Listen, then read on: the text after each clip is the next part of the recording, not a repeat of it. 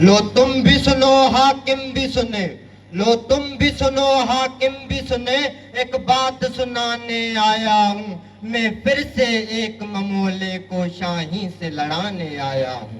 اس راج محل کی دیواریں مضبوط نہیں مضبوط کرو، اس راج محل کی دیواریں مضبوط نہیں مضبوط کرو، یہ راج محل جل جائے گا، میں آگ لگانے آیا ہوں، میں پھر سے ایک ممولے کو شاہی سے لڑانے آیا ہوں۔ جناب پرنسپل صاحب، معزز اساتذہ کرام اور میرے ہمسفر ساتھیوں، آپ سب کو عدنان مغل کی طرف سے السلام علیکم۔ جناب صدر، آج مجھے جس موضوع پہ بات کرنے کا موقع ملا ہے وہ ہے کرپشن۔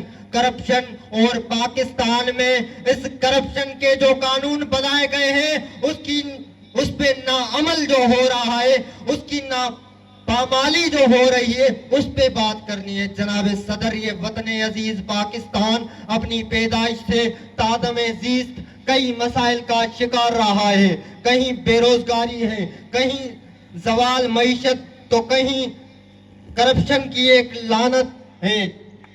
جناب صدر، ہمارے حکمرانوں کی کرپشن کی داستانیں پاناما سے اکاما تک، اکاما سے ڈان لیکس تک چھپتی ہیں، مگر نہیں جاگتی تو ہماری قوم نہیں جاگتی۔ جناب صدر، آج یہ تو بتائیں کہ کیا ہے کرپشن، یہ کیا ہے کرپشن، یہ کس چیز کا نام ہے کرپشن؟ جناب صدر، اس کا جواب ہے کہ اختیارات کا ناجائز استعمال ہے کرپشن، اختیارات کا ناجائز استعمال ہے کرپشن۔ جناب صدر، کرپشن ہی کی وجہ سے ہمیں بچے برائے فروخت کے بورڈ نظر آتے ہیں، کرپشن ہی کی وجہ سے میری عدالتوں میں انصاف نہیں ہو رہا۔ جناب صدر، کرپشن ہی کی وجہ سے ہمارے یہاں آفیسر اپنے کام صحیح سر انجام نہیں دیتے۔ جناب صدر، کرپشن ہی کی وجہ سے ہمارے دیش میں ظالم پہ ایف آئی آر کاٹنے کے بجائے مظلوم پہ ایف آئی آر کی جاتی ہے، نہیں ملتا تو انصاف نہیں ملتا۔ اس کا جواب ہے کہ کرپشن ہو رہی ہے۔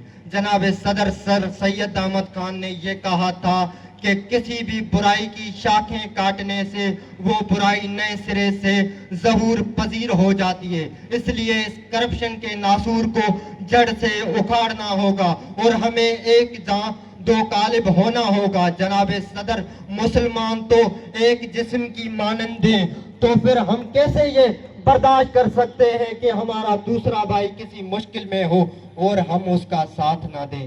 تو یہ بھی اپنے اپنے کام میں کرپشن ہے۔ جناب صدر، آخر میں ٹائم کی قلت کی وجہ سے میں اس شعر سے اپنی تقریر کا اختتام کروں گا۔